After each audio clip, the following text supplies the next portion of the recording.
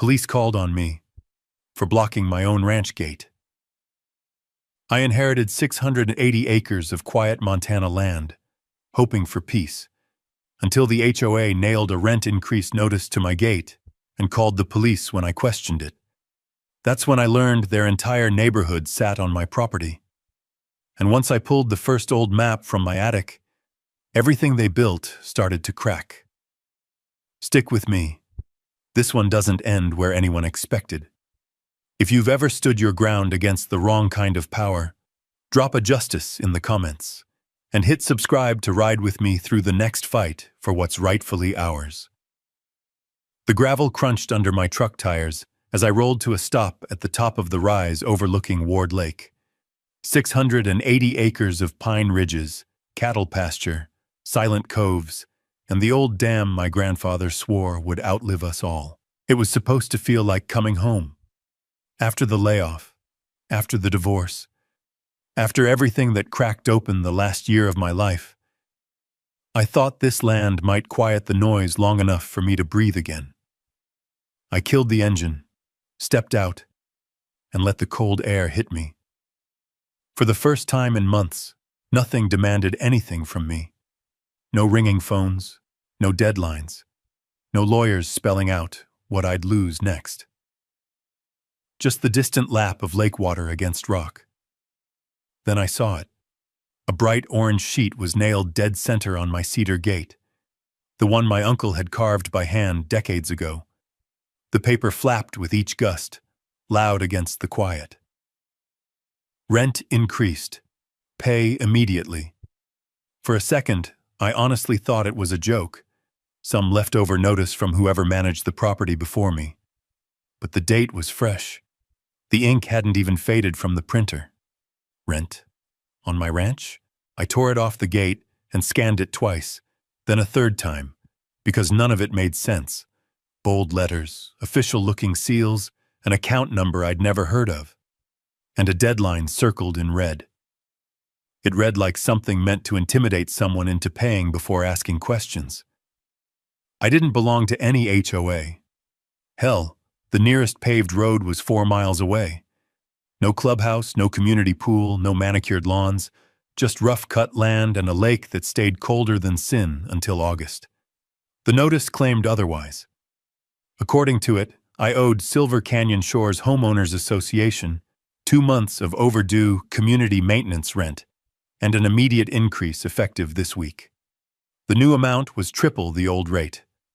And the kicker, non-payment could result in legal enforcement or restricted access to shared infrastructure. My jaw tightened. There was no shared infrastructure out here, unless they were talking about the dirt road my family built by hand long before any HOA existed. A small number printed at the bottom caught my eye. Unit 33. I didn't have a unit. I didn't even have a mailbox yet.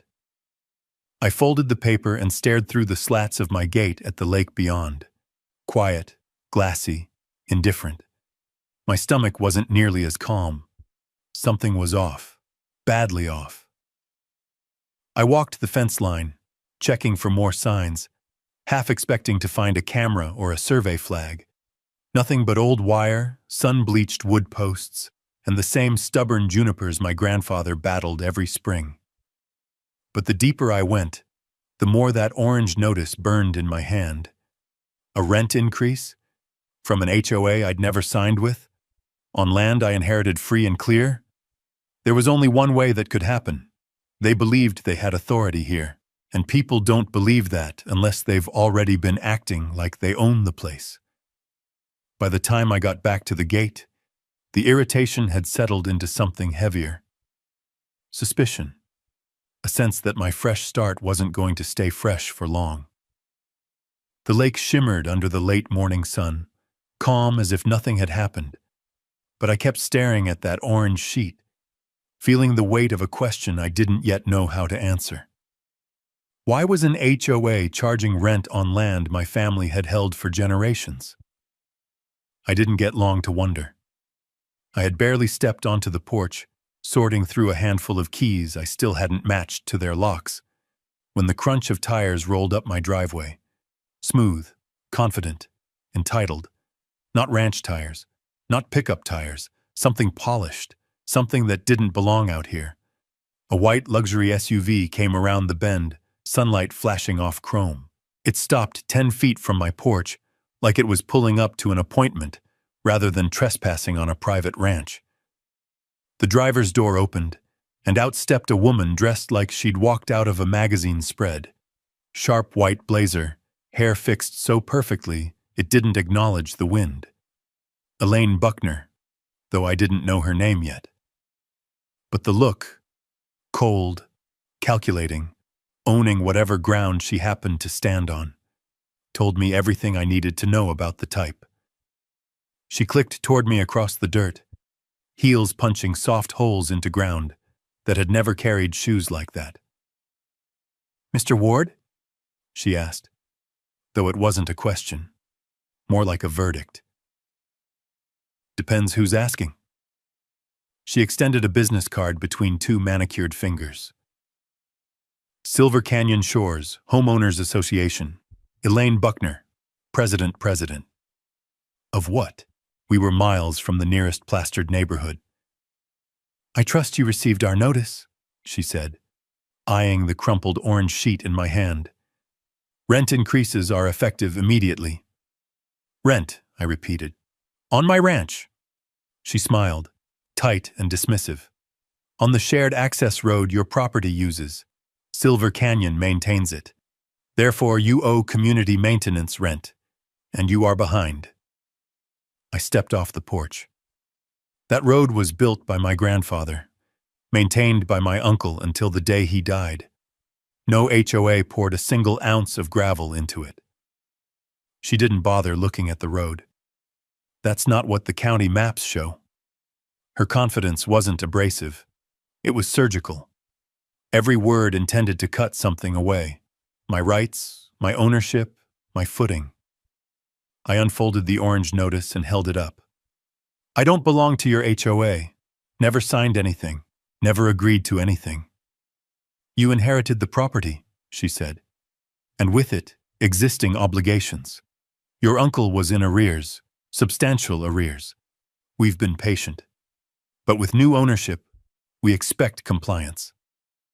She said compliance like a threat wrapped in courtesy. "And doubling rent overnight?" I asked.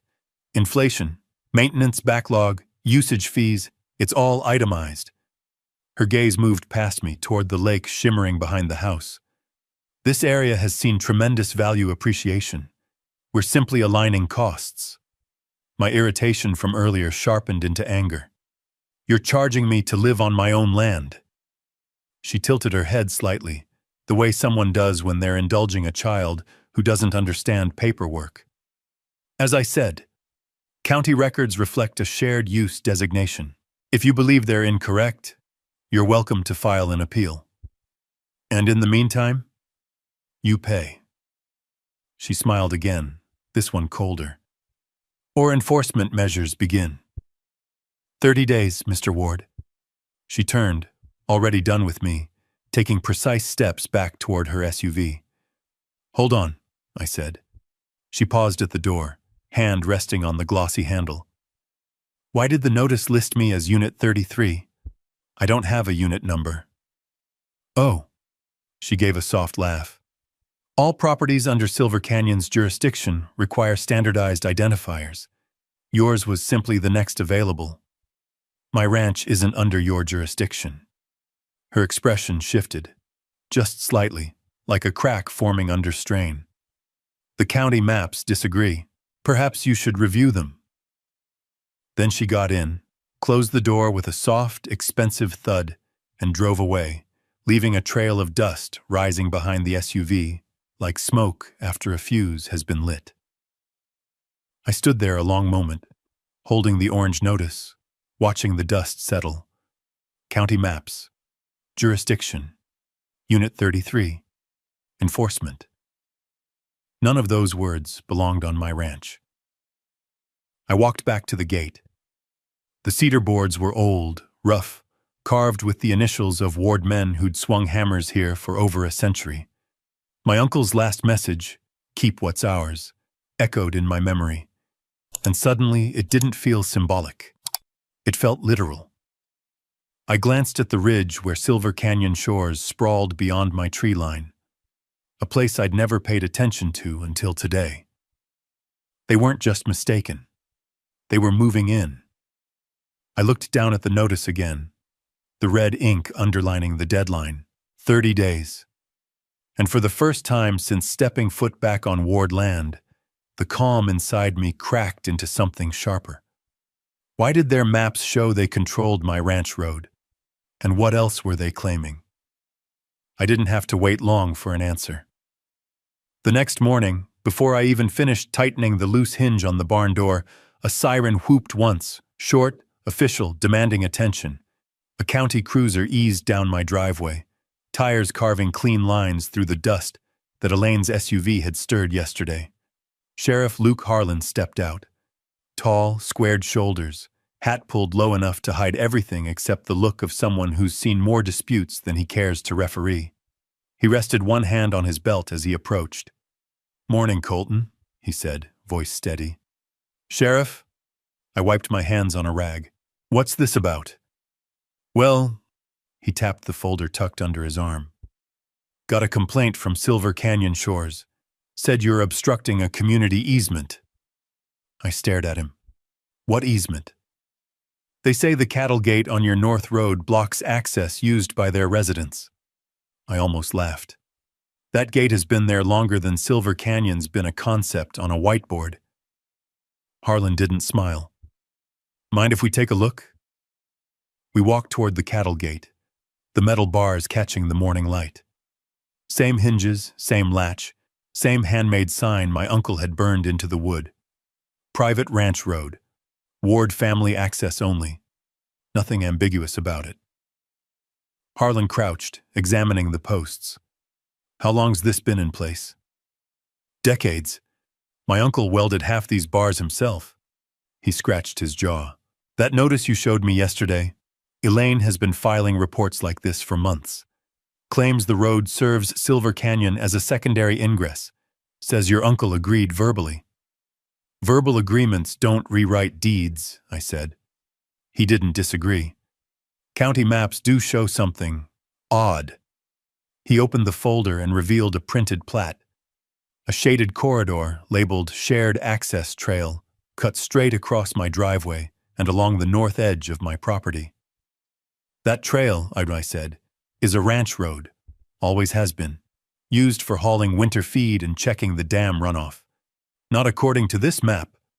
He flipped a page. "Elaine says you're blocking residents from using their legally recognized community path." My patience snapped. "I don't belong to their community." "I know." Harlan straightened, lowering his voice. "But Silver Canyon's lawyer pressed the complaint hard. Says they'll pursue injunctions if you don't open access." "For them to use my land," I said. He nodded slowly. "Looks like it." The sheriff wasn't the problem. He was stuck in the middle, same as anyone wearing a badge in a county where wealthy homeowners like to swing influence like a hammer. He closed the folder. "Look, Colton, I'm not here to threaten you, just documenting the report. But you need to know, they're gearing up for something. HOA lawyers don't file multiple complaints unless they're setting a foundation." I leaned on the gate, feeling the metal vibrate under my grip. "They've already doubled rent I don't owe. Now this." He exhaled. "You got paperwork to back your boundaries?" "Some. Need to dig more out." "Do it fast," he said, "because Elaine's not moving alone. That whole board backs her, and Silver Canyon pumps a lot of money into the county." There it was, the real threat. Not fines, not notices, influence. He tipped his hat. "I'll file my report, but keep your phone close. This won't be the last visit." As his cruiser rolled away, the cattle gate clanged shut behind me, louder than it should have been, like a warning bell rung by someone who already saw the next move coming. I headed back to the house, grabbed the box of keys again, and started searching through drawers, cabinets, closets, anywhere my uncle might have stashed old plats or deeds. If Elaine was building a case, I needed one louder. An hour later, I found nothing but dust, rusted nails, and receipts from the feed store. I was about to call it quits when my boot hit something hollow beneath the bedroom floorboard.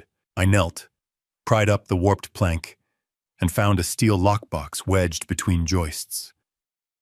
Untouched for years. Heavy enough to mean something.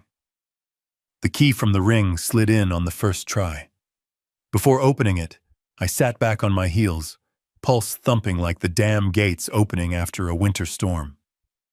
If Elaine was manipulating county records, if Silver Canyon had rewired maps to claim my land, if the sheriff's warning meant what I thought it did, whatever was inside this box wasn't just history, it was leverage. I turned the key, the lock clicked, and the lid lifted with a slow, metallic groan. What lay inside made my breath catch. Old plats, bound maps, stamped documents, county seals from another century, my uncle's handwriting labeling parcels with firm strokes, a deed with a date that shouldn't still be legible, a map showing boundaries nowhere near what the HOA claimed. Proof, but more importantly, a secret that could rip Silver Canyon shores apart. And I had just cracked open the first page. The steel box held more than old maps. It was a time capsule of a fight my uncle had clearly waged alone. A stack of plats lay at the top, their corners stiff but intact. Below them sat envelopes with county stamps from the 70s and 80s, oilskin rolls tied with twine, and one bound ledger with the Ward family brand embossed on the cover. I pulled the top map into the light. The seal read Madison County Surveyor, 1894, and the inked boundary lines were unmistakable. The Ward property stretched across the entire canyon floor, up the ridge and wrapped around the lake in a way that made my pulse jump. The shape matched my memory of the land, but what caught my eye was what wasn't there. There was no subdivision, no shared corridor, no Unit 33, no Silver Canyon shores. That alone wasn't the twist. Pinned under the map was a smaller slip, my uncle's handwriting, blocky and blunt. They knew, don't let them take it. My throat tightened. I set the map aside and lifted the leather-bound ledger. Inside were entries spanning 3 decades. Dates, letters sent, responses ignored, notes about county meetings, hand-sketched copies of plats, and an underlined phrase repeated across multiple pages. Unauthorized encroachment. The deeper I dug, the more the timeline sharpened. My uncle had started protesting the encroachment before the first Silver Canyon home was even built. He had warned county officials. He had flagged developers. He had demanded a boundary review. Every attempt had been dismissed, deferred, or buried. And then I found the map that changed everything. It was rolled tight, wrapped in cloth, tucked at the very bottom. When I unrolled it, the musty scent of old paper filled the room. But the detail was crystal clear. It bore the year 1978 and a note in the lower margin, verified against railroad deed. The boundary lines encompassed not just my ranch, not just the lake, but the entire footprint where Silver Canyon shores now sat. The subdivision, all 214 homes, every paved path, every community trail, every manicured lawn, they were all built inside Ward land. Not adjacent, not bordering, inside. The realization hit like a hammer blow. Elaine's confidence, her smirk, her absolute certainty that the county maps backed her, it wasn't built on ignorance. It was built on something deliberate. I dug again, searching for county correspondence. A thin envelope near the bottom held a series of letters stamped Received, County Assessor, each with revisions to parcel lines my uncle had challenged. In the margins he'd scribbled angry notes. Boundary altered without consent. Trail designation added fraudulently. They're preparing to absorb access road. I sat back, the weight of the discovery filling the room like pressure before a storm. This wasn't a misunderstanding. Silver Canyon hadn't simply grown over a boundary by mistake. Someone had engineered this, rewritten lines, pushed paperwork through bureaucratic cracks, and relied on my uncle's isolation to keep him from mounting a full defense. And now they thought I was alone too. A car door slammed outside. The sudden noise snapped me upright. I shoved the maps back into the box and slid it under the bed before stepping into the hallway. A silhouette passed the front window, broad-shouldered, official. Another knock, firm, impatient. I opened the door to find Sheriff Harlan again, this time with a tension in his posture I hadn't seen before. "Colton," he said, voice low. "Elaine filed a second complaint. Claims you're tampering with community property by closing access to a shared route." "That's a lie," I said. He rubbed his brow. "I figured, but she's citing county maps as proof, and until we can verify otherwise, I'm required to document the report." I studied his face.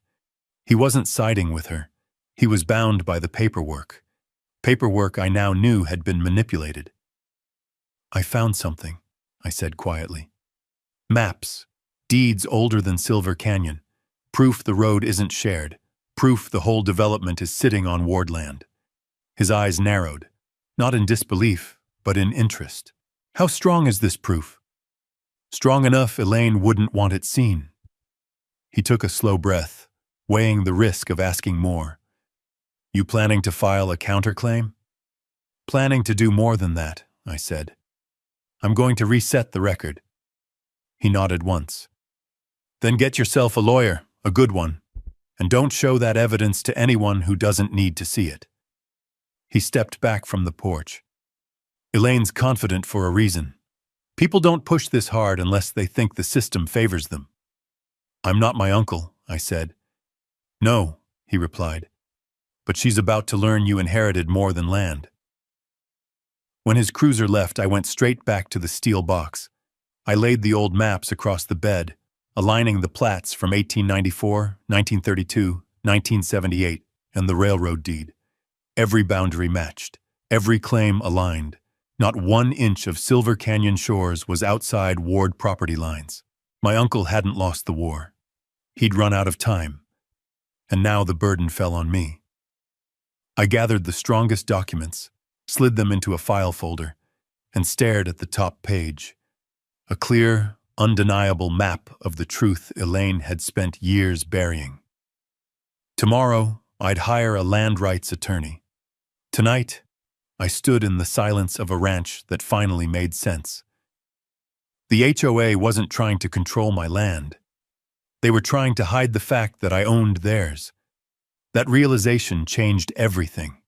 It turned irritation into strategy, suspicion into purpose. The steel box packed with century-old records wasn't just proof, it was ammunition. But I needed someone who knew how to fire it without blowing off my own foot. By dawn the next morning, I was sitting inside the small office of Maria Delgado, a land rights attorney with a reputation sharp enough to cut through steel filings. Her name came recommended from 2 neighboring ranchers who owed their livelihoods to her courtroom work. Maria studied the folder I handed her, with a level of focus I hadn't seen from anyone in years. No interruptions, no polite smiles, just pure, professional concentration. After 10 solid minutes, she looked up. "Where did you get these?" she asked. "My uncle kept them hidden, found them under a floorboard." She nodded slowly. "Your uncle was smart, and also correct. These records are devastating for Silver Canyon shores." She tapped the 1978 map. "This is a railroad-era boundary reaffirmation, nearly impossible to overturn. And this," she pulled the 1894 plat closer, "confirms original ownership before any county restructuring." "So they built on ward land," I said. Her tone hardened. "Not just built. They built illegally, then manipulated county plat lines to disguise it." I felt my jaw clench. "And now they're doubling rent I don't owe." "That's not rent," she corrected. "That's extortion under the guise of jurisdiction." She slid the documents into a neat stack. Let me be clear. If what I see here holds up under scrutiny, you don't just have a defense. You have full control over the roads, the trails, the lake border, and the land underneath every single home in Silver Canyon shores. The stakes landed with a weight that almost shook the room. Then why does the county map say otherwise? I asked. Her lips tightened. Because someone with enough influence pushed a revision through quietly. It happens more often than people like to admit, especially when developers smell money. Elaine, I said, and her board. Likely, but they aren't the only ones who could have had a hand in it. She stood and crossed to a filing cabinet, pulling out a blank petition form. Before anything else, you need to make this official. We'll file for a boundary clarification hearing that forces the county to freeze enforcement of HOA claims until the truth is reviewed. I exhaled. Finally, a step forward. Maria sat again. But you need to understand the risk. Once we file, the HOA will learn you're contesting their authority. They will escalate. Hard. They already called the sheriff on me twice, I said. She nodded. Expect worse. Fake fines, more complaints, maybe even attempts to block your access. They'll want to push you into a corner. Then I won't let them. Maria gave a rare, approving smile.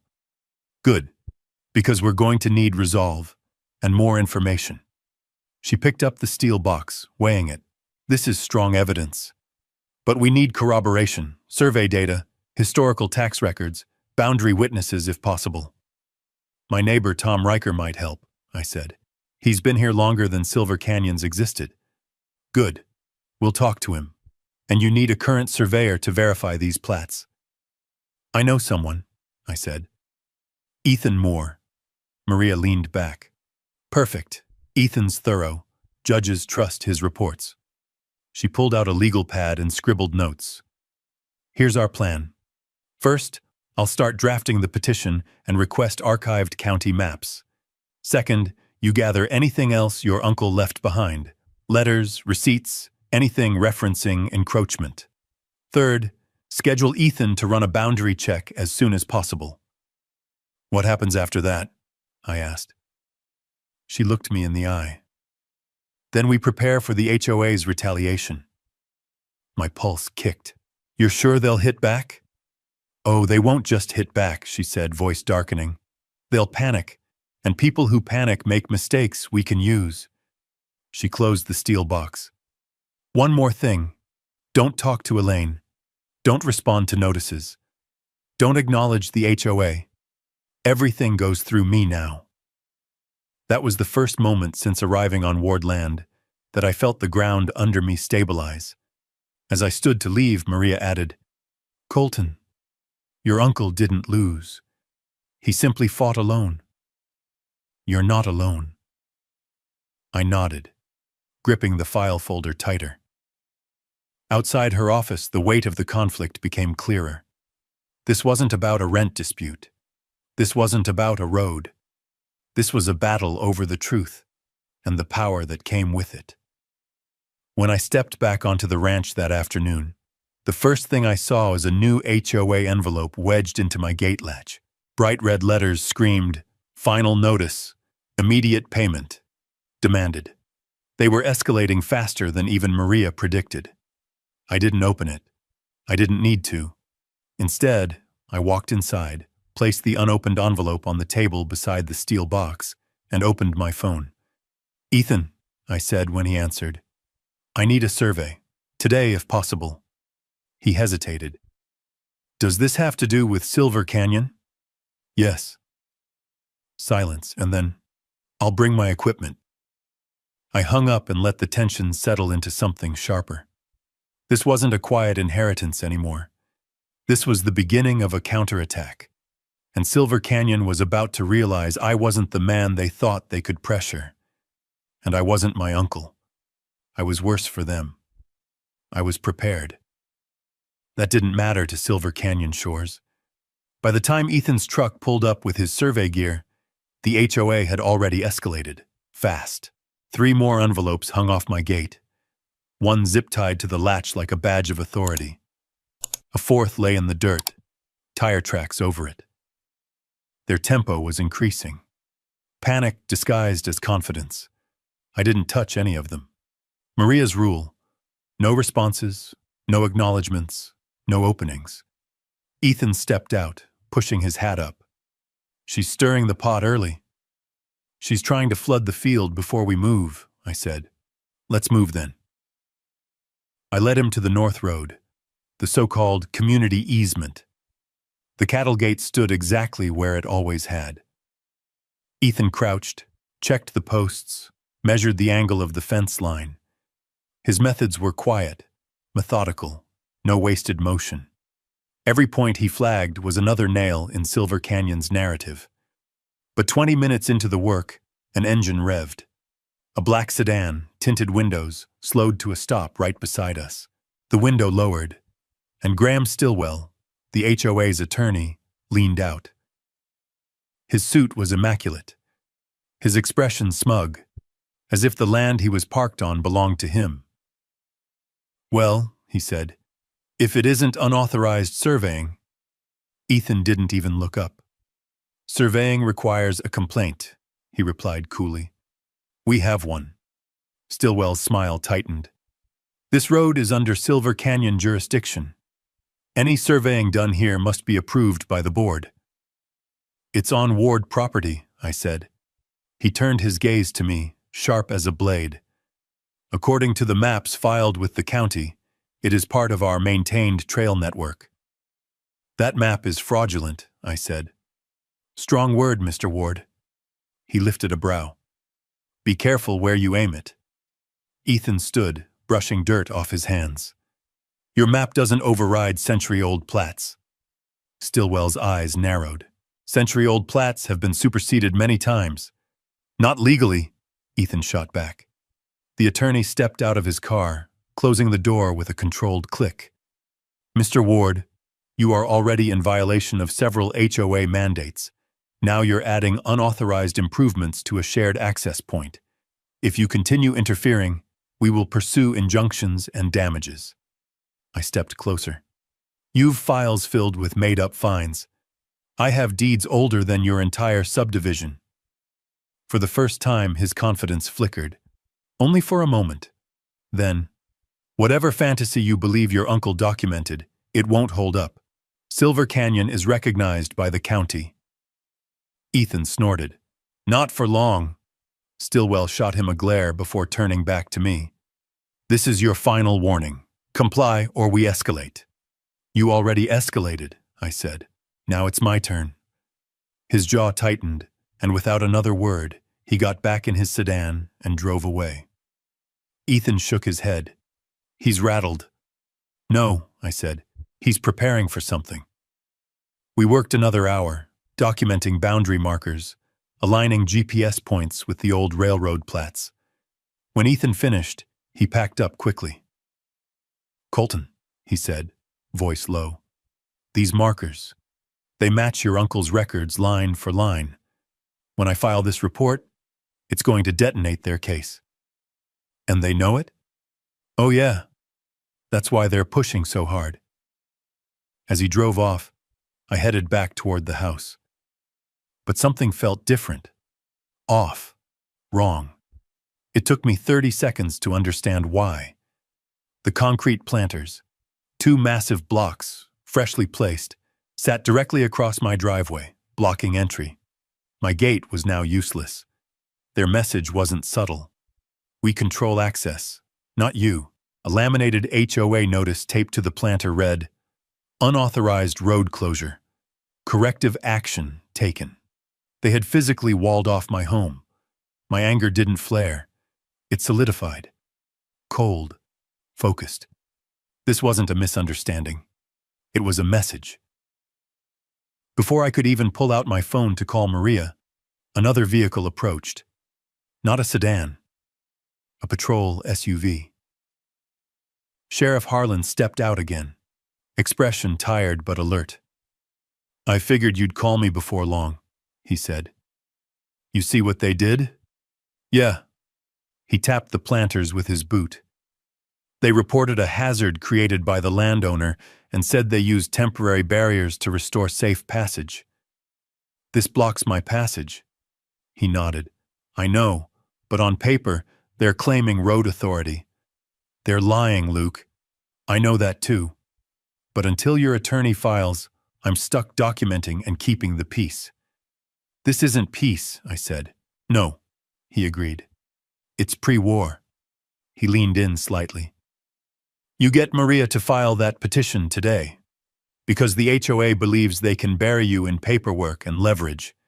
Once the county freezes their authority, things'll shift fast. And if they escalate again? I asked. Document everything. Take photos. Don't move the planters yet. I need to log them. But once I do, you're legally in the clear to remove obstructions on your private drive. Just keep it clean. He looked at me hard. Your uncle wasn't wrong about them. These people play dirty. I'm ready for dirty, I said. Good, he replied. Because they're about to learn the difference between an HOA rulebook and actual law. That evening, after the sheriff left, I called Maria. They blocked your drive? She repeated, voice sharpening. Perfect. Perfect? Yes. It proves misuse of authority, harassment, interference with private access. Send me pictures, every angle. I sent them. And Colton? Yeah? Tomorrow we hit back. I'm filing the petition at 8 a.m. sharp. Once it's submitted, they're frozen. No more claims, no enforcement actions, no more blocking your roads. You'll finally have ground to stand on. I looked at the steel box on the table, the old maps spread like a quiet army.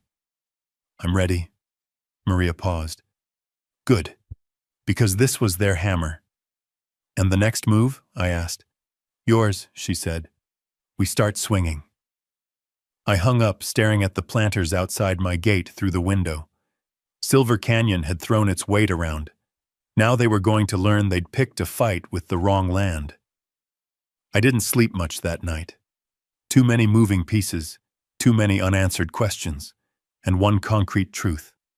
Elaine Buckner wasn't just aggressive, she was desperate. People escalate when they sense time running out. At 7:02 a.m., a truck rolled up my drive. Ethan Moore stepped out, toolbox in hand, GPS gear slung over his shoulder, a thermos of coffee dangling from 2 fingers. You ready to break their narrative? He asked. Let's end it. He nodded once and headed toward the northern boundary, the stretch Silver Canyon claimed as shared HOA access.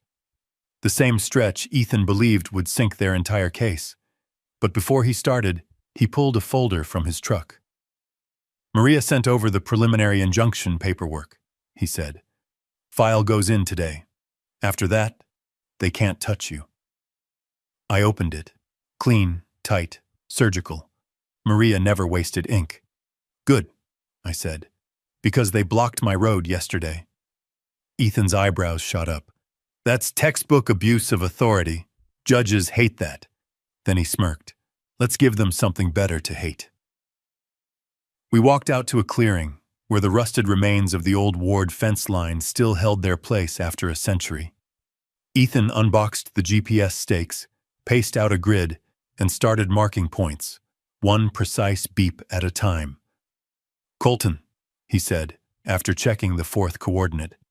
These points align perfectly with the 1889 survey. And the HOA's map? Not even close.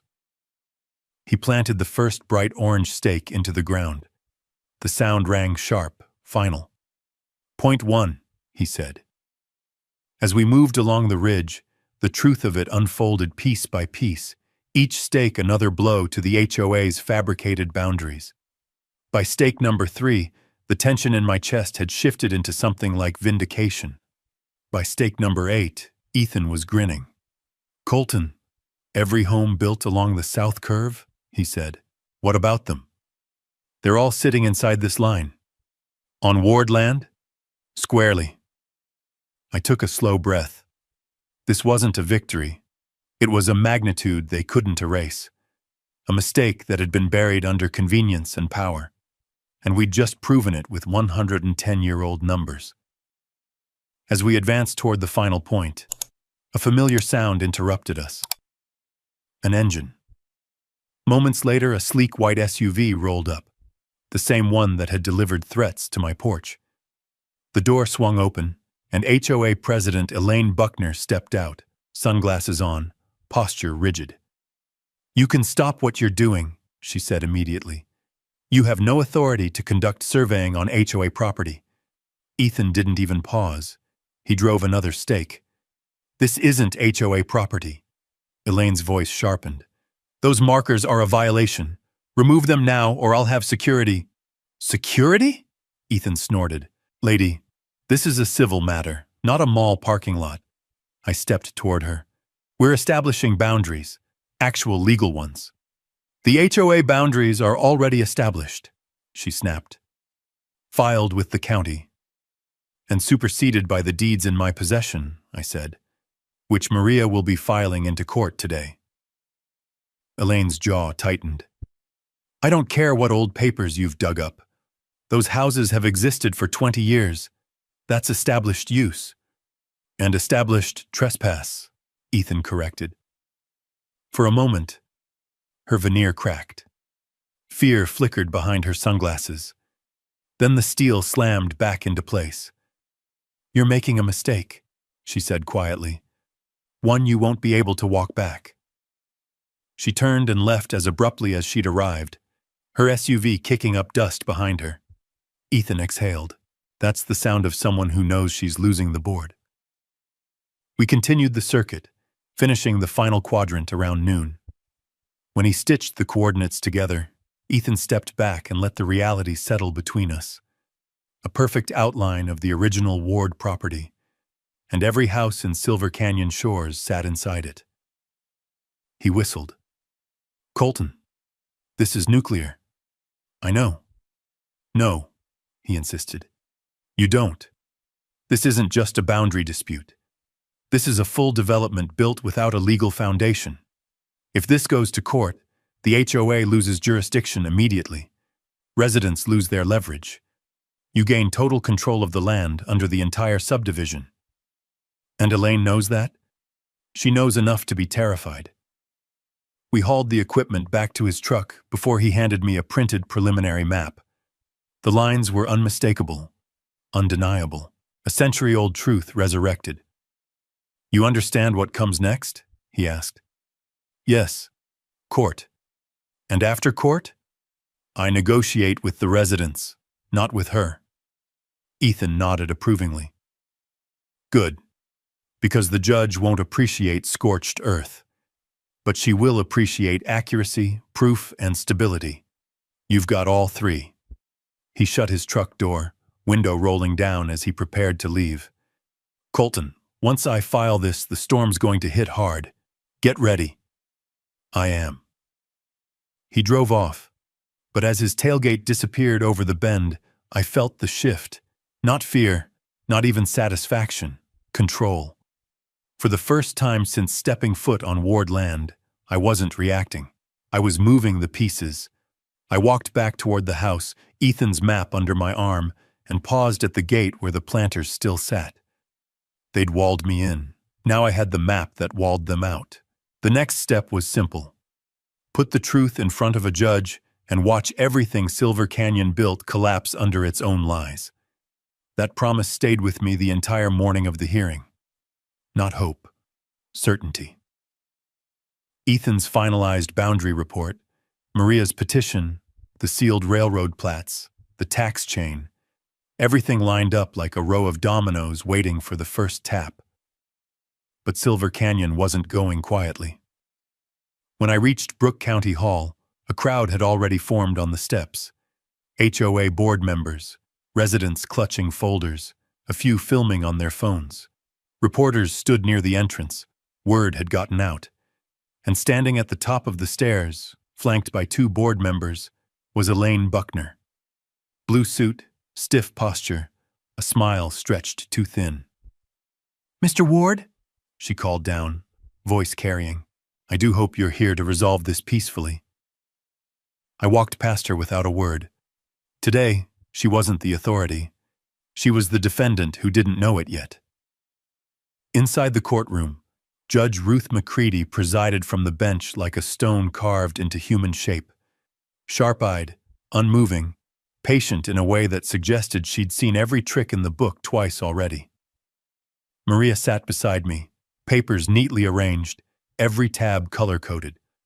"Stay calm," she whispered. "They'll come out swinging." She didn't have to warn me. Stillwell rose first, voice smooth as polished glass.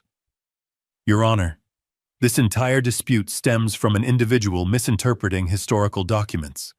The Silver Canyon Shores HOA has maintained, repaired, and lawfully operated its community infrastructure for over 20 years. The petitioner, Mr. Ward, arrived recently and has attempted to disrupt established use, even blocking vital community access."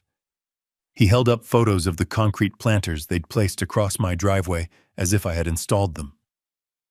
McCready lifted a brow. "And you claim this obstruction belonged to Mr. Ward?" "Yes, Your Honor. Our board acted only when—" "No," she said, flat. "Answer the question. Did you place the concrete barriers or not?" Stillwell froze for half a heartbeat. "We temporarily intervened for community safety pending clarification of land boundaries." She wrote something down. A bad sign. For him. Then Maria rose. "Your Honor, the HOA's entire argument hinges on county boundary maps filed between 2001 and 2003. Maps that contradict every deed, survey, plat, and tax record from 1889 to the present day. We intend to demonstrate that Silver Canyon Shores was constructed on land never owned, leased, or permitted by the HOA or its developers." She stepped to the evidence table and placed Ethan's large boundary diagram on the easel. Murmurs rippled through the courtroom. "This," she said, tapping the outline, "is the original Ward property line, verified by GPS surveying, historical plats, and continuous tax payments. Every home in Silver Canyon lies within this boundary." Stillwell stood. "Objection. This is dramatic speculation." "Overruled," McCready said without looking up. "Continue, Ms. Delgado." Maria nodded. "Your Honor, the HOA has levied fines, rent demands, and enforcement actions against Mr. Ward on land he legally owns. They further obstructed his private driveway, filed false complaints with the sheriff's office, and issued fraudulent rent increases with no contractual authority." She pointed directly at Elaine. "This was not confusion. It was misuse of power." The judge looked at Elaine. "Ms. Buckner, do you dispute the authenticity of the Ward family plats?" Elaine swallowed. "We believe newer records supersede older ones." "Do you have deeds or easements supporting that belief?" "Not in a traditional sense." McCready leaned back. "Explain what you mean by traditional," Stillwell interjected.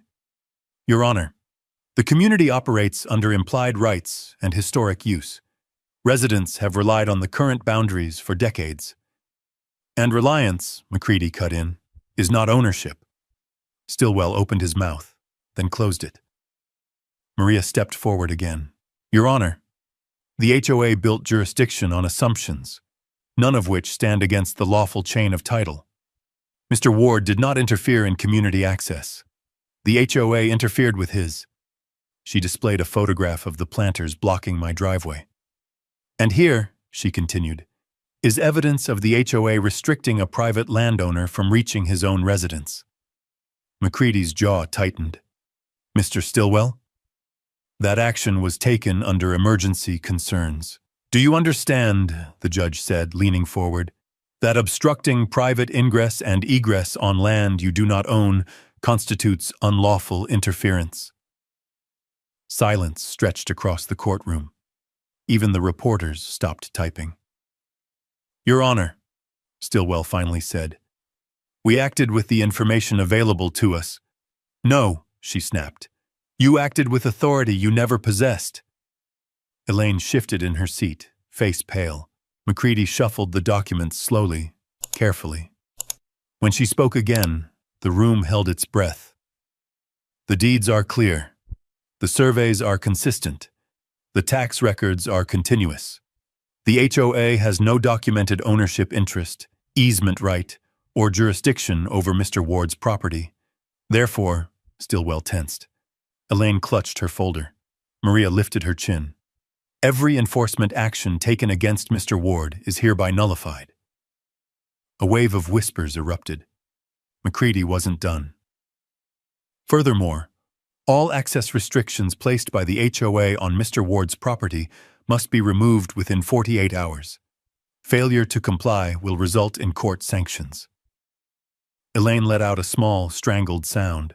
And finally, the judge added, because this case involves significant misrepresentation of authority, I am referring the matter for further review to determine whether the HOA board exceeded its legal boundaries and whether residents must negotiate proper land use arrangements directly with Mr. Ward. It was the softest way a judge could say, you built your kingdom on someone else's dirt. Now pay for it. Maria exhaled slowly. We just changed the weather, she whispered. But the storm that followed wasn't for us. It was for Elaine. As the judge dismissed the room, she stood stiffly, trying to hold herself together. Board members whispered to her, frantic. Residents stared at her in horror and betrayal. Her authority, her entire identity, had been carved out from under her with one ruling. The cameras caught every second. I walked past her on my way out. She didn't look at me, or maybe she couldn't. This wasn't the victory. It was the turning point.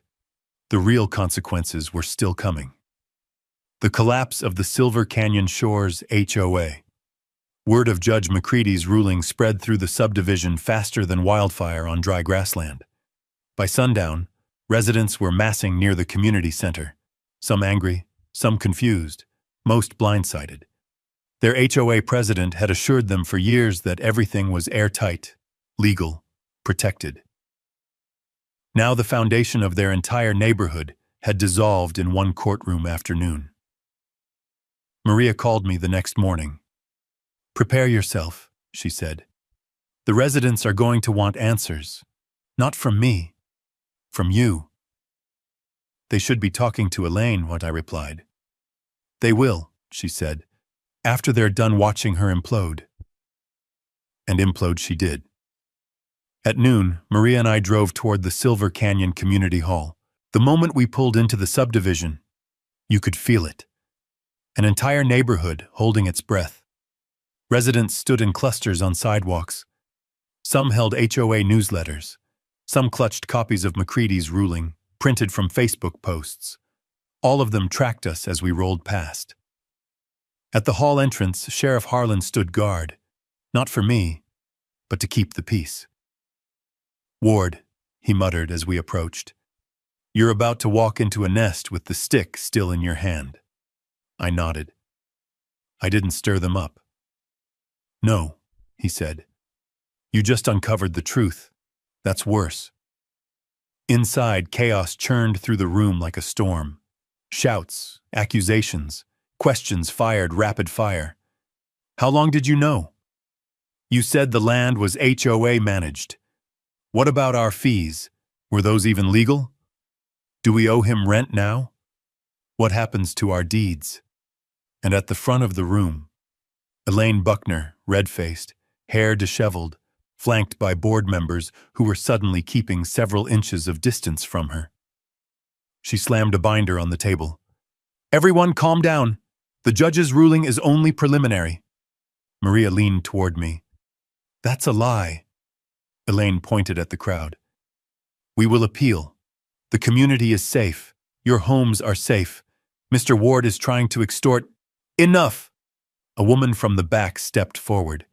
Mid-60s, firm shoulders, sharp eyes. Elaine, we heard the judge.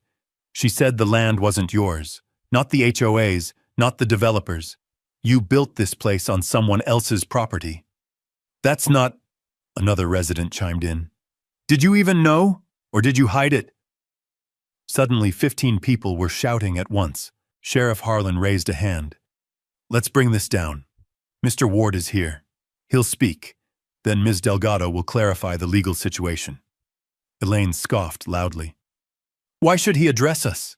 He's the cause of this mess. I stepped forward. No, Elaine. You caused this. The room fell into a brittle silence. I held Ethan's map high enough for everyone to see. These boundaries weren't drawn yesterday. They've been the same since your grandparents' grandparents were born. The Ward family has owned this land for more than a century. The railroad plats, the tax records, the deeds, they all match. A man near the front raised his hand. So, all this time, we were paying HOA fees for land the HOA didn't own? Yes, I sat in. You were paying for authority they never had. Another voice. Did you charge rent on his land? The board members went stiff. Elaine snapped. We charged community access fees. Perfectly legal. No, Maria cut in, stepping beside me. You charged rent disguised as fees on land you didn't control. You issued fines outside your jurisdiction. You blocked his driveway. You misrepresented your boundaries to the sheriff's office and the county, and you demanded he pay rent for living on his own property. Those aren't mistakes. Those are violations. Residents erupted again, louder, angrier. Is this why our fees kept doubling? We trusted you. You told us you had the documents. You said you met with the county commissioner. You lied to every one of us. Elaine's composure finally cracked. Fine, she shouted. Yes, the original plats were unclear, but we had modern maps and we acted on them, and you all supported me. You wanted strict enforcement. You wanted property values protected. A man stood up abruptly. We didn't ask you to build our homes on stolen land. Sheriff Harlan stepped forward. All right, that's enough. Let's return to order. But order was gone. A board member finally stood, trembling. I move to suspend HOA operations pending investigation. Another resident shouted, Seconded! Someone else yelled, No, remove the board! Voices rose together. Remove them! All of them! Vote now! The sheriff raised a brow at me. Told you, nest, stick. Elaine slammed her fist on the table. You can't remove me. I built this community. Without me, this place collapses. A resident fired back. It already collapsed the moment the judge spoke. Maria cleared her throat. For clarity, Judge McCready's next step will involve determining lawful ground leases between Mr. Ward and residents. No one is losing their homes. No one is being evicted. But the HOA's authority over this land is legally void. And Ms. Buckner? A resident asked. That, Maria said calmly, is up to you. The vote was loud, immediate, unanimous. Elaine Buckner was removed as HOA president on the spot. 2 board members resigned before the vote even ended. Elaine stood frozen, eyes darting, breathing shallow. Then her face twisted. Rage, humiliation, fear all bleeding together. You think you're safe without me? You have no idea what's coming. You'll beg for my leadership. No, the older woman from earlier said, stepping forward. We'll never beg a liar again. Elaine grabbed her bag and stormed out of the building, brushing past reporters who'd shown up just in time. Flashbulbs lit her red face like a warning siren.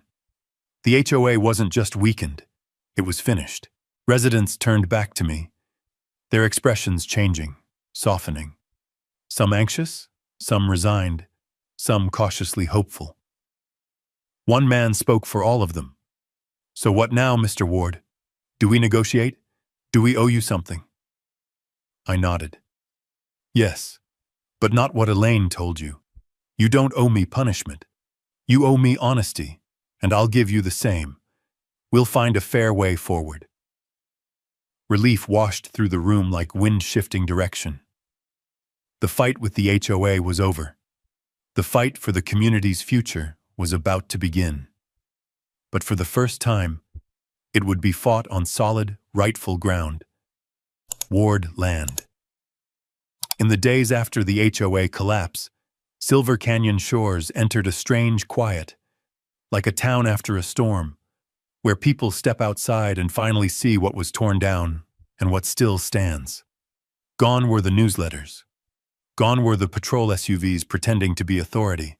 Gone were the fines taped to doors and the smug certainty on Elaine Buckner's face. But what remained were the residents, families, neighbors, people who'd been misled just as much as I'd been attacked. And they were looking to me not as a conqueror, but as a landowner holding the future in his hands. Maria and I met with the county to finalize Judge McCready's orders. The judge didn't mince words. "Mr. Ward," she said, adjusting her glasses as she reviewed the updated filings, "you now hold exclusive legal ownership of the entire 680-acre parcel. The subdivision sits fully within your boundaries. The HOA has lost every claim." "Understood, Your Honor." "And," she continued, "this court encourages you to enter good faith negotiations with the residents, so they may continue living in their homes without fear or instability." "I intend to," I said. "They weren't part of the fraud." A small smile crept across her stern face. "Then perhaps this land is finally in the right hands." 2 days later, I returned to Ward Lake at sunrise. Sheriff Harlan met me at the gate, this time with a work crew, not a warning. "You ready?" he asked. "Let's clear it." Together we hooked chains to the massive concrete planters the HOA had placed to block my driveway.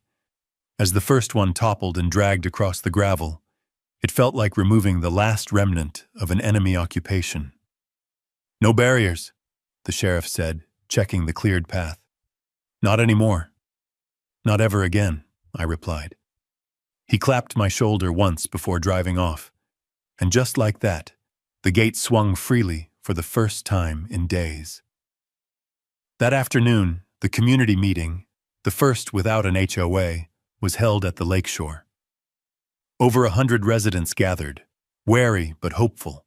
Maria stood at my side, holding the negotiation packets she'd prepared. Fair ground leases, honest terms, predictable costs, no traps. When the crowd settled, I stepped forward. "You've all been through hell," I began. "You were told lies. You were pressured with rules that weren't real. Your money went places it shouldn't have. And your trust was violated by people who used authority they never earned." A few residents nodded. Some looked down. Others stared straight at me, wanting to know if the next words were friend or foe. "I'm not here to punish you," I continued. "I'm here to make sure the fraud that hurt all of us never happens again." A man in work boots spoke up. "So, what do you want from us, Mr. Ward?" "Honesty," I said. "Respect, and a fair agreement that keeps you in your homes while recognizing the land is Ward land now and always has been." Maria held up the packet. "These terms are stable, predictable, and a fraction of what the HOA extracted. No rent increases without mutual agreement, no hidden fees, and all payments go toward maintaining the shared roads, the lake access, and safety, not someone's pocket." A woman with a stroller lifted her hand. "But we stay?" "You stay," I said. "Every one of you who wants to." The tension in the air eased. Shoulders dropped. A quiet murmur passed through the crowd. Then the older woman who'd confronted Elaine stepped forward. "Mr. Ward, thank you for not doing to us what she did to you." I shook my head. "Your fight was with her. Mine was with the truth." One by one, residents approached the tables, reviewing the agreements. Some shook my hand. Some apologized. Some simply nodded, still processing what their lives had become in a matter of days. But no one walked away angry. No one stormed out. No one accused me of anything. Instead, for the first time since inheriting the ranch, I felt something settle inside me. Peace. A week later, the final signatures were complete. Silver Canyon Shores had become something new, something honest. A community that lived on Ward land with ward permission, ward terms, and ward fairness. The old HOA office was boarded up. Elaine was under investigation for misrepresentation and misuse of community funds. Her board had scattered. Their authority was gone like dust on the wind. And I stood where my uncle once stood, at the ridge overlooking the lake, holding the steel box that started everything. His maps, his notes, his fight. "You kept us out of the dark," I whispered. "Now it's finished." Maria joined me at the overlook. "Your uncle would be proud." "He'd probably say I took too long," I joked. Maria smiled.